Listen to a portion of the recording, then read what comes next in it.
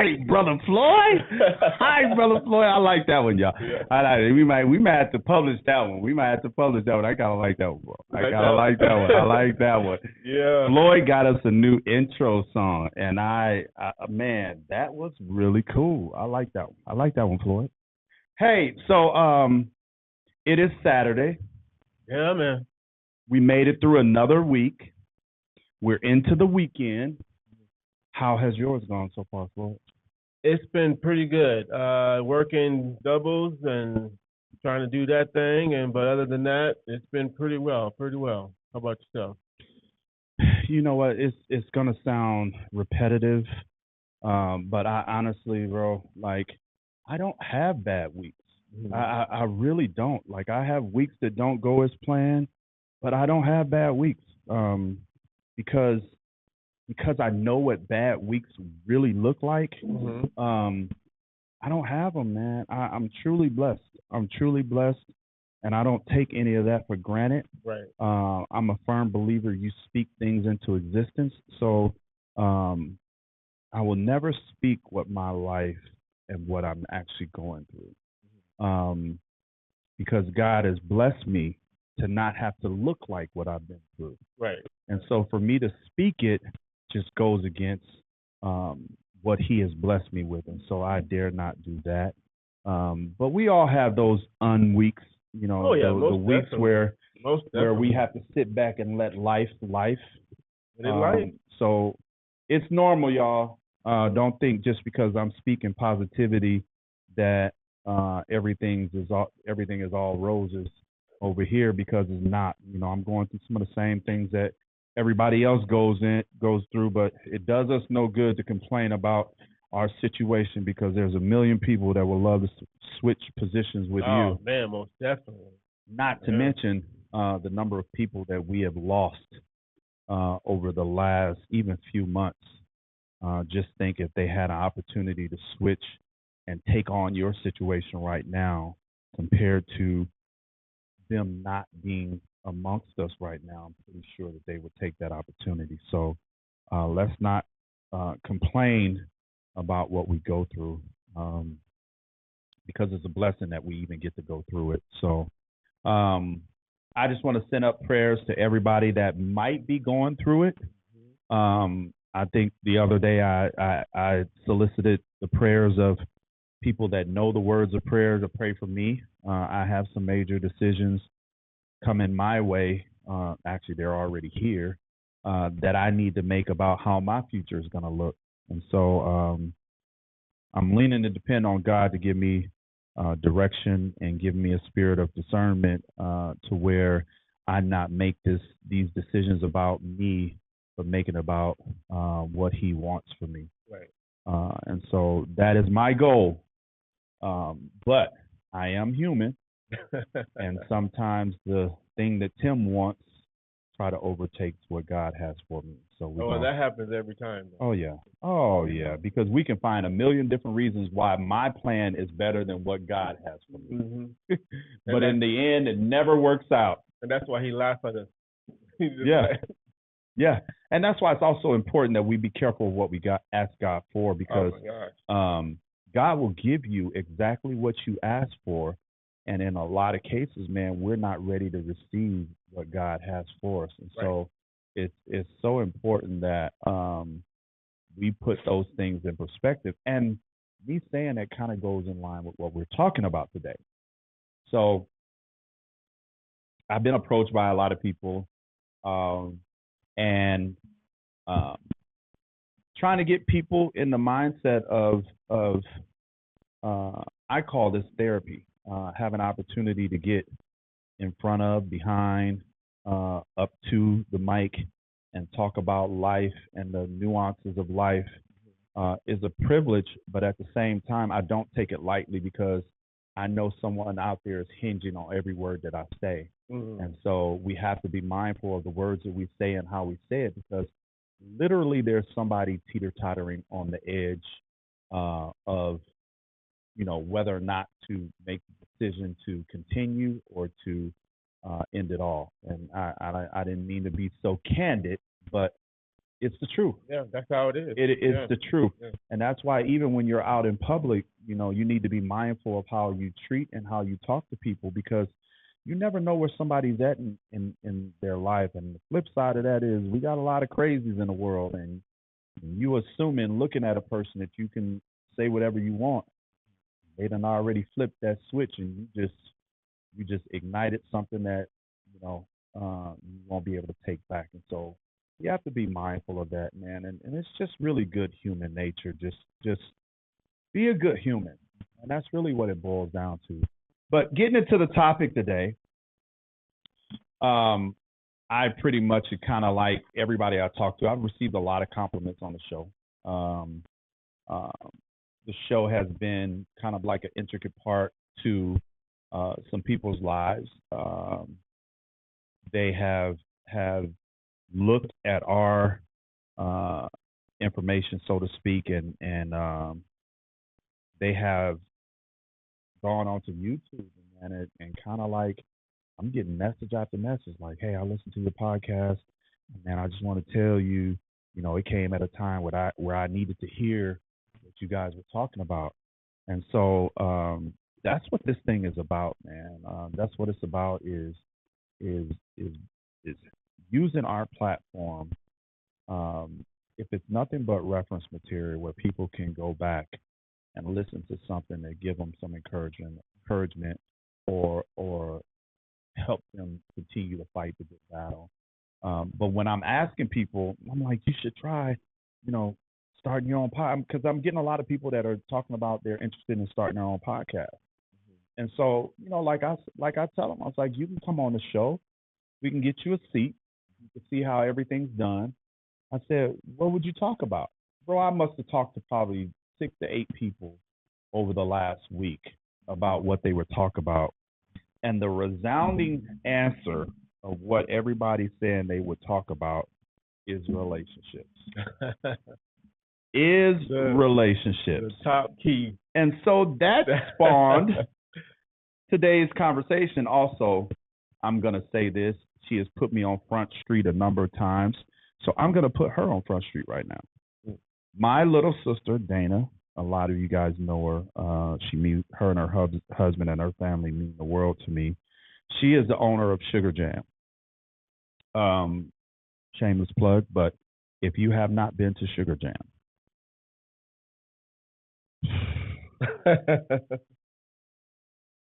I was there today, man, and just the crowd there was just, I'm going to leave it at that. If you haven't been to Sugar Jam, go check it out.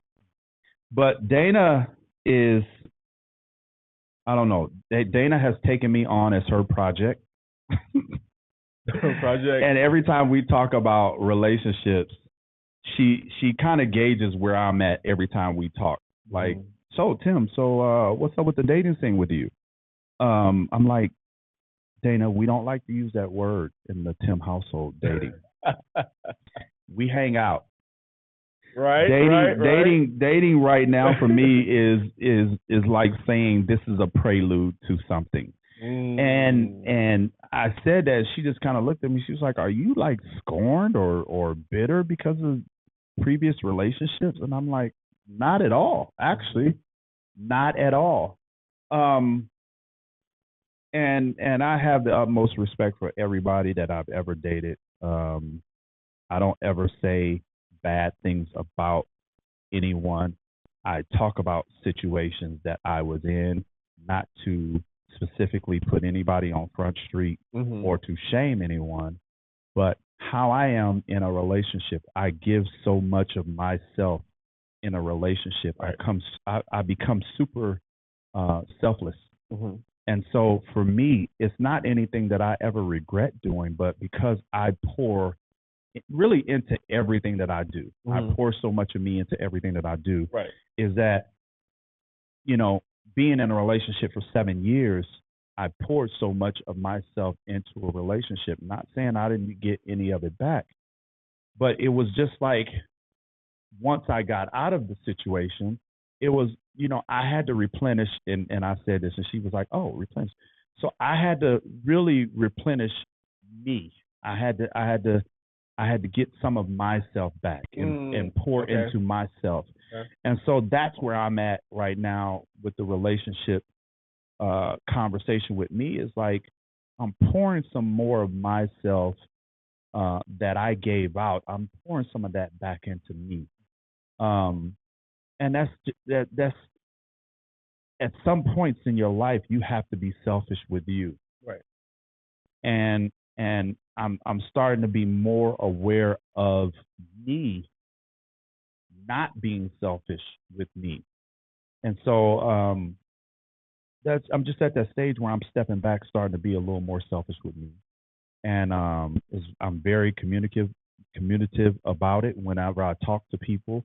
Um, is that I just wanted to be understood because the last thing I ever want to do is I don't want to ever take somebody's ability to make a decision about me away. Right. And I feel like when you don't lay things out on the table and tell people exactly how it is, you're doing just that. You're taking their ability to make a decision about who you are and what they want from you away from them because you're not giving them a clear understanding of where you are.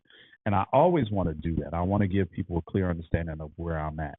I don't do anything with uh, any plan to gain anything.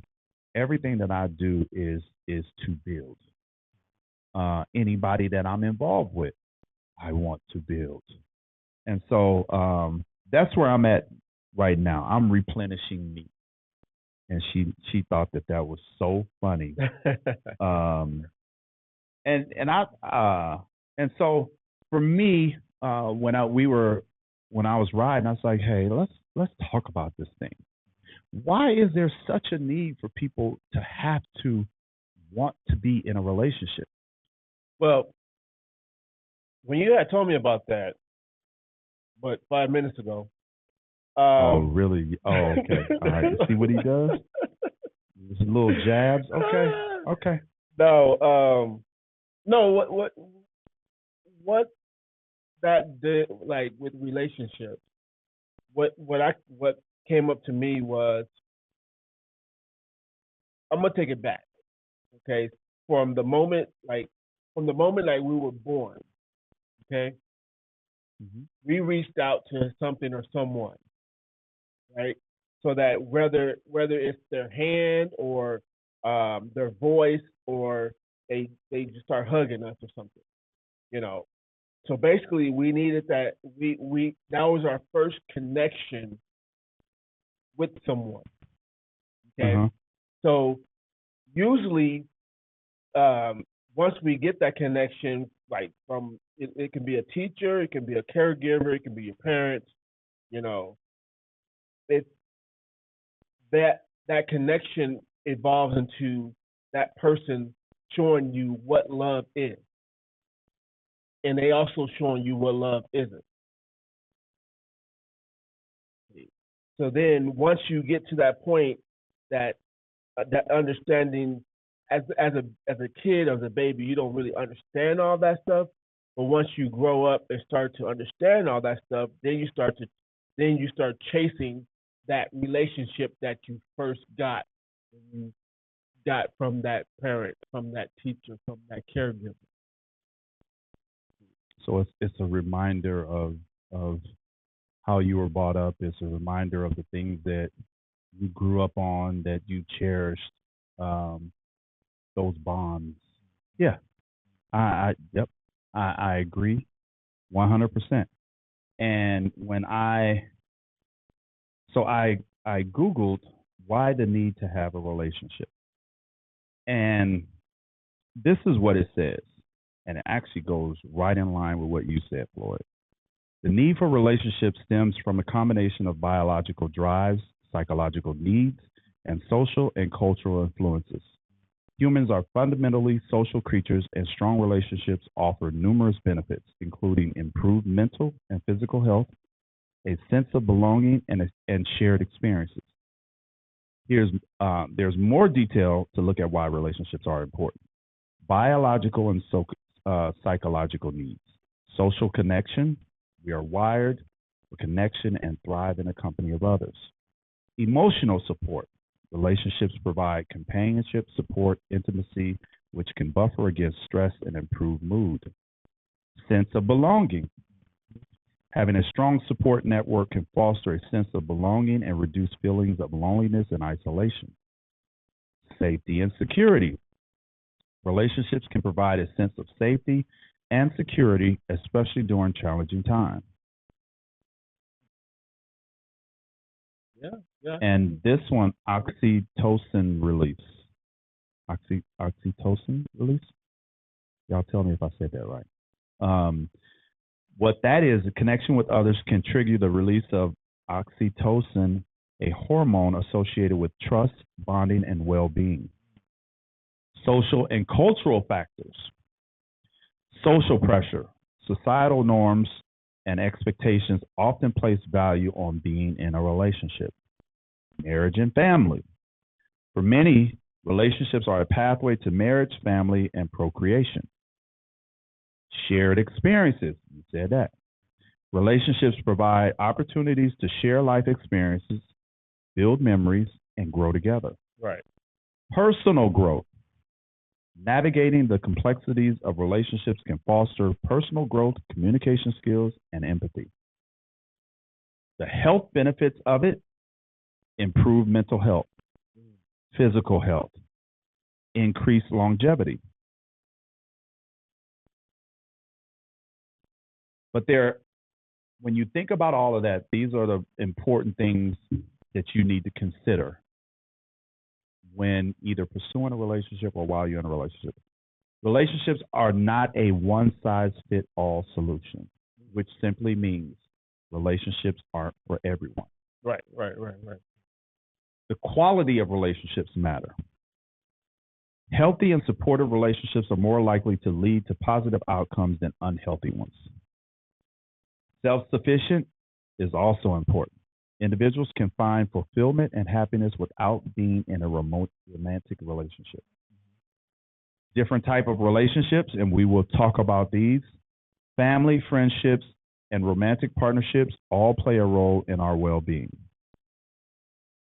I wonder, what do they mean by romantic partnerships? Is that a FWB? Hey, could be. Friends with benefits? Yeah, it could be. So that is an actual relationship, Yeah. you guys. Friends with benefits. But that's with anything. I mean, yeah. I mean, you can have a actual relationship with someone that is your spouse, your girlfriend, and your friends with benefits, or just friends. Just period. Just being that relationship that once you understand the concept of what a relationship is with that person, then you will understand how to maneuver, how to love them, how to respect them, how to do the things that's supposed to be done, with them. Is that still on? So, and it's like, but the first things first. How do we understand what love is? How do we understand what a true relationship is with these people? How do we understand that? Well, I would say by having a true relationship with yourself. If you have a true relationship with yourself, then you understand how to have a true relationship with someone else. By then, it's like when I say that, I'm saying like you're going somewhere to eat by yourself. You're going to the movies by yourself. You're going to the park by yourself. You're going to these things that you would take someone else, but you're doing it by yourself. So that by you're doing it by yourself, you're doing these things, and then now when that other person gets into the picture, it's just like riding a bike. You're just all you're doing is just adding another person to the mix, and you're now it's like I love myself. I have a relationship with myself, and now I'm just going to pass that over to the person that I'm with now. So, the flip side of that is that, I jokingly say this is like whenever you look on social media, you have those handful of people that seems like every time you open social media, they are introducing the world to somebody different every time you Oh, yeah. look at their page. And I never will be able to understand that. But Well, when I look that up, and this makes a lot of sense. Um, a constant need to be in a relationship, sometimes referred to as serial monogamy, or a relationship addiction, can stem from various factors, including fear of abandonment, low self-esteem, or a need for external validation. don't want to be alone. And there's a lot of there are a lot of things that are a cause for that. Not saying that it's a justified cause, but there's a lot of things that is cause for that, and a lot of it has to do with our programming, how we were programmed as kids. We were programmed that that the American dream is to have a wife, kids, a house, a stable job, and that was like the American dream. What everybody what everybody's goal was as a kid. And I think because of that, we don't take into consideration of how life happens. And I think a lot of us, especially the ones that came from a strong household where their mother and father has been married for 40, 50, 60 years, they see that and that's their idea of what um, life achievement looks like. And so, what we have to take into consideration when we look at those relationships that have been together for 30, 40, 50 years, those were different times back then.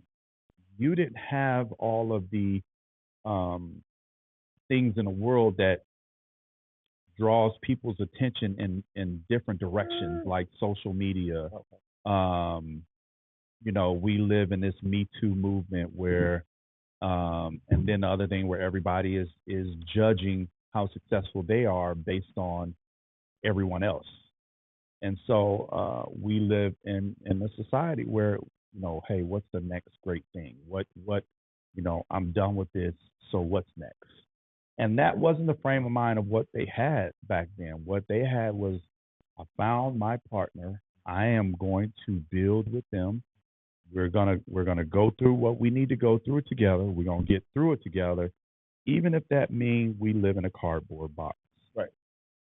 But see, And a lot of those relationships, they have gone through those moments where I don't see a today's relationship being able to go through what they went through back in the day. No, you're not going to get that because the relationships today are more so. I would say they're real to them, but on the outside looking in, it's fake. The reason why I say that is that because it's like if something happened, if something happened, little tiny bit happened, they're out the door. So that's what I'm saying. Like it back then, yeah, they were about that grind. They were about that wall that no one can go through. Today somebody can throw a pebble and it'll break. Yeah. And I think a lot of we've lost a lot of our values. And I think when we talk about the people that you're constantly, it seems like every month they're in a different relationship, or all they ever talk about relationship,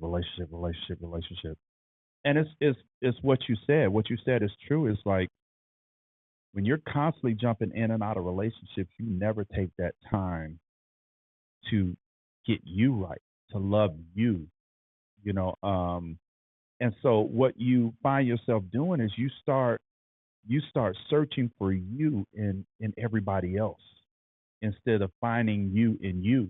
You start looking for other people to provide you what you should be providing yourself. And that's love, and that's healing, and that's joy, and that's happiness. Those things aren't the responsibility of someone else to provide you with. But that's the thing though.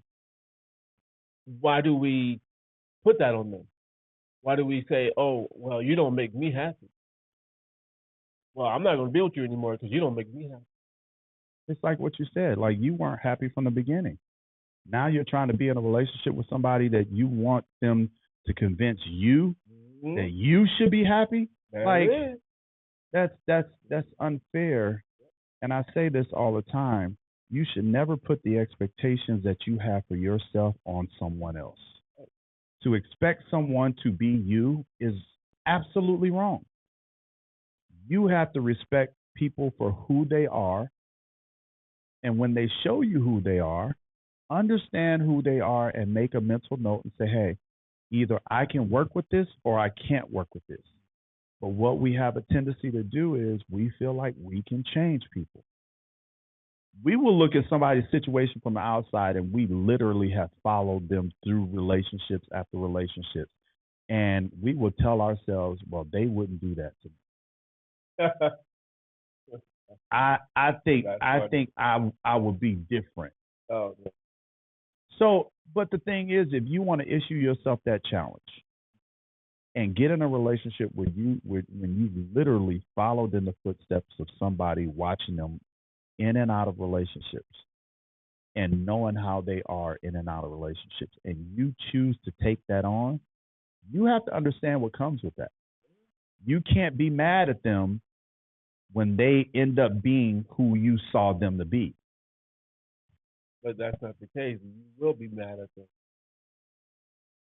And the thing is, like, people are the fruit that they bear. If you are in an abusive relationship, whether it's physical or verbal, you have to know that doesn't get better. That doesn't get better over time. It doesn't.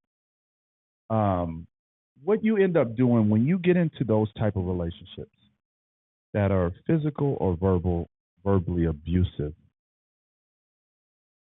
over a period of time, a person has a tendency to figure you out. Okay. And what I mean by that is when you've been in a relationship long enough and you've gone through those types of things, the person that is doing that to you understands that either all I have to do is apologize and be good for a few days and she'll take me back. That person that you are abusing will actually speak up for you in your defense to someone else. And it's so much of a trauma, and we talked about this as well. You know, Christy with you. The trauma bond. We carry these trauma bonds from relationships to relationships, and we have a tendency to think that that's the way you're supposed to be loved. When you're little, it goes back to the born. Yeah. And when you're in front of your father, when you're in front of your mother, and you're witnessing what this grown up is doing to each other, and then now you're growing up expecting, no, not expecting, but to have that same type of knowledge, that same type of whatever you saw as a baby growing up, that's what it's supposed to be. Yeah. And what validates that is that whether that's a parent or someone you admire or somebody you look up to, what validates it is 9 times out of 10, they are staying in those relationships for a long period of time. Well, and how somebody that's looking at that is they look at, they're fighting for their relationship. They stayed in it and fought for that's not fighting for your relationship. What does it bring down to? It brings down to, that's not them. That's not how they really are. They're just going through something right now. It's a past. Yeah, and it's sad too, because that's more common than people think it is. it's very common, and it's like there's some amazing people in the world, man. There's a lot of Yeah, amazing most people in the definitely. world, Yeah. and they are allowing themselves to go through this type of stuff, and I feel for them because they really have a lot to offer someone, and they're sitting around wasting their time on somebody that will never come around. They will never come around to be who you want them to be. It's you have to leave situations like that and know in your heart of hearts that I did everything that I could do, and they have a lot of stuff that they need to work on. But then you get to that person that says you ain't going nowhere. If I can't have you, nobody can. You know. Yeah, and that's because we've allowed them to do that to us over a period of time, and they have an understanding that nobody else is going to allow them to do what they've done. And you have made excuses for them. You stuck by them through thick and thin, and you made them feel okay with being who they are. Yeah. And they Yeah. know, just like you, they know they're not going to get anybody. They're not going to get anybody like you. Hmm. Um, and so we just a lot of times we have to understand that we're creating these monsters. Like we're creating these situations with these people. Because my mom always told me, it's like, um, and it's sad to say, but how a lot of people do is you find a fool, you use a fool. Mm. Just Find a don't fool. allow yourself to be a fool. Right. Like don't allow, and it just the other factor that comes into play is that um, we start lowering our standards as we get older. We start off, Yeah. in our 20s and our 30s and late in our 30s, early 40s, and we have these very high standards of what that person will look like, not physically, but what they will look like that I spend the rest of my life with. Hmm. And whether superficial or not, you have these standards. But now we're out of our 30s, going into our 40s and our late 40s, and it hasn't happened for us. And so now you start playing these mind games with yourself. It's like, okay, maybe I'm being too picky. And then you start lowering your standards. And typically, it's not the standard that you need to lower. Maybe you don't need the guy with muscles all over his body and look like he just got off the front cover of somebody's magazine. Maybe you need to get a regular looking guy. Not that he's not attractive, but you know, uh, somebody that may not be the when he walks in a room, every woman in a room is looking at him, but somebody that their energy and their frequency, you know, gets there before they get there. I when it comes to that, yes, you want somebody with that type of personality, but also you want that person that's gonna treat you right, Mm-hmm. treat you like you're supposed to be treated. It's because the thing is that when you go back to the standard, the high standard, right? And then let's just say that you did get that person with the high standards that you had on your list, right? And you got that person, but then that person wasn't treating you like you're supposed to be treated A lot of people will stay in that situation. because they got that person that they wanted on their list. And what it is, a lot of times you when you reach those heights of what your standard was and you're able to get that, typically it's physical. Typically it's the physical.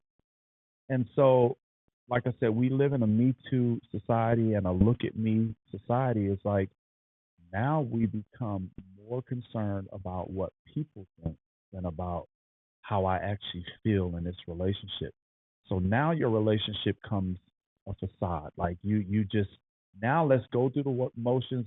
Let's get on social media, post all of our pictures, have people ooh and on and wanting to be us and complimenting us on how good we look.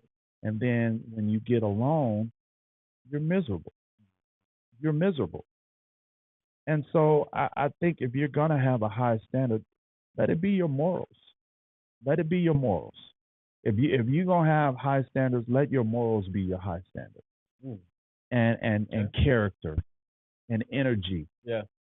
I know for me, every relationship that I've gotten into, I've taken something away from it that will be kind of like the standard for my next relationship. I'm not going to talk about that, but it is, and that's how it should be. All of Yeah. our life experiences, we should be taken away from our life experiences to make our future life better. I mean, And that's Yeah. not a bad thing. That's the norm. That's how it should be. yeah, you should have it like that. That if it's not like that, then you're bound to repeat the cycle because you're not learning. You're not learning, and you're bound to repeat that cycle. And so for me, like, I'm okay with being alone. Like I love being alone. I'm a social person. I'm a social introvert. I'm an extrovert. Extrovert. I like being around people, but I only like being around you for so long. Right. Right. There's an expiration time in how long I want you around Like, me. Herb, I gotta don't go. know how long that is. It varies from day to day, minute to minute, hour to hour, second to second. I could see you as soon as we start talking. I'm like, why did I say anything to you? I should Gotta let go. you keep walking. No, I'm not that bad at all. But I think as I get older, my our patience gets shorter and shorter. Well, I don't know. I feel like my patience increased. It is. Dang, that's different. Yeah, it's That's different. because one thing about That's where the saying grumpy old man or grumpy old lady is like just grumpy for no reason. And I have a tendency to be like that. And that's when I stay away from people. When I know I'm in that grumpy mood, I know it's time for me not to be around you because every little thing you do is gonna irritate me. Like, I'm just being honest. I'm just being honest. Like I'm working on it. I'm a work in progress. I've asked God to work on me. I've asked God, I said, God, give me more patience. Give me more patience. And that's the beautiful thing about accountability is I know who I am. I know what my limits are. Right. And so knowing that I stay within my limits. Not that I'm comfortable. I just know what my limits are, and so what that does, it allows me to place myself around people that don't make me feel like that. It also lets me know when it's time to go. Yeah. Because you can overstay your welcome, and yeah. not so much that person doesn't want you around. That means that I go get to the point where I don't want to be around you. And so, and that's why it's so important to have self accountability. Is like you take responsibilities for your actions and how you are, and so that makes you mindful of places you go, who you associate with, conversations you have, and so when you understand that, things tend to adhere a little bit better. And so, us talking about this relationship, man, is like I'm not trying to knock anybody that loves being in relationships. I'm not knocking nobody that doesn't want to be in relationships. I think that caption of what it said, relationships are not a one size fit all, is probably the biggest thing I've taken from that. Is because the other thing about that is we will look at our friends and we will see them in a relationship and see how happy they are, and we will want that. When you don't know what life is like when they're not around you with that person. Right. So you need to be careful about what you want and what you're impressed by. Right. Because I know not too many people are going to act out in public what life is like at home. Typically, what you see out in public is not prototypical from a negative standpoint. What it's like at home, and so um, you have to understand who you are, what makes you tick, what you enjoy, and I think we need to get back to those back in the day morals. Is just having those people around you that we talk about this all the time, that really love you for you and would love you in spite of whether or not you had anything to offer or not. They just love you. And I think we go into these relationships and there's a we're looking for so much of ourselves in someone else. And I think we get highly disappointed when we don't find that. Um, but but we have to be open minded and understanding that regardless of how you make you feel, that doesn't make you perfect for someone. That means that you're perfect for you because when you feel like I'm all that, when it comes to bringing someone else in the fold with you, you feel like, okay, I got my stuff together. What are you going to take? And it's not like that at all. When you become bonded with someone, you take attributes of yourself, attributes of them, and it becomes a cohesive unit. Right. And not all of your attributes are going to mesh. And those are the attributes you have to discuss. Like, hey, let's how can we figure this out? And it's really just a part of being open minded and receptive of change.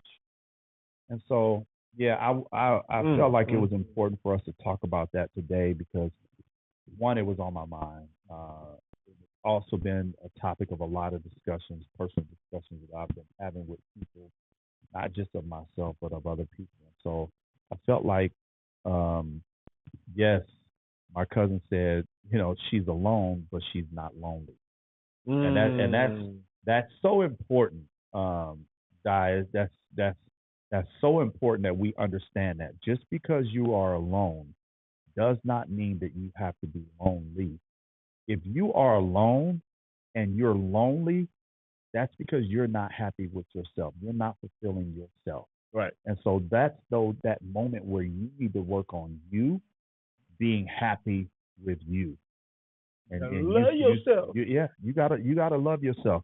And you have to get to the point, bro, where no matter how much you say you love someone, you will never, ever, ever love someone more than you love yourself.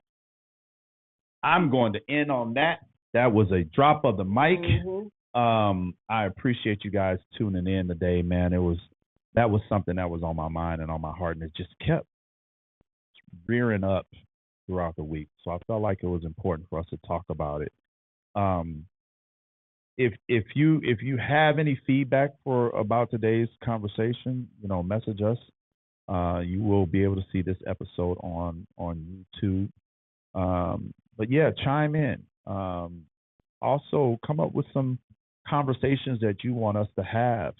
And if you are the author of these topics, we can bring you on and have you dialogue with us and talk about these things.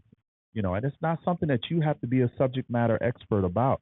It could just be something that you want information and just want to have a conversation about. And a lot of times, just getting someone else's perspective or someone's views on certain things help out a lot. And the object is not to change your view, but just to give you a different perspective. And so, yeah, we appreciate you guys tuning in, man. Another amazing conversation. And I am going to do a shameless plug. If you guys aren't doing anything tonight or tomorrow, my guy, Bill Bellamy, is in town performing at Stand Up Live in downtown Phoenix. I think he's doing 2 shows a night. I'm leaving here, headed down there tonight. He performed last night, and in Bill fashion, he killed it. And I will tell you this, he has my guy Jay Reed there. and a comedian that I haven't personally seen live. His name is Skeet, and I'm telling you, both of them dudes is funny. And so if you have tentative plans or you don't have any plans, mosey on down to Stand Up Live, get you a seat and get in the building. You might want to go on the website, Stand Up Live's website now, and see if there's tickets available, because I know whenever he comes in town, his shows sell out really quick. So he was here last night, he's here tonight, and he will be here tomorrow night as well. And it is Bill's birthday week. And so we will oh yeah, Bill came to my hometown, Peoria, Illinois, to perform. And it was just crazy because it wasn't anything that I set up. He hit me, he was like, Tim, I think I'm going to your hometown. I'm like, bro, no. You're either going to Chicago, St. Louis, you are not going to Peoria. Man, he sent me the information. He was in Peoria. I said, I am there.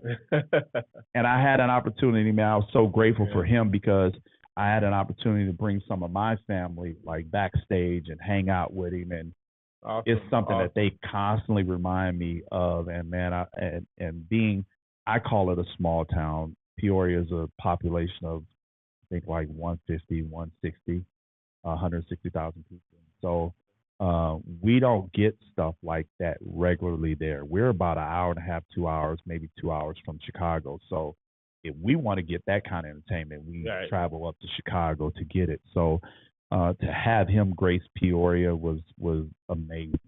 Was amazing. And for it to be in my hometown was so cool. So we just want to thank you guys for tuning in today. As usual, we appreciate any time that you give us because we know how precious it is, and we don't take it for granted. We don't take it for granted at all. Good. It wasn't my phone this time. That was Floyd's phone. What'd you say? That was Floyd's phone. It went off. They always talking noise because my phone is always going off during the show, but that wasn't mine. But we appreciate you guys tuning in and how we end all shows. Love, peace, and soul.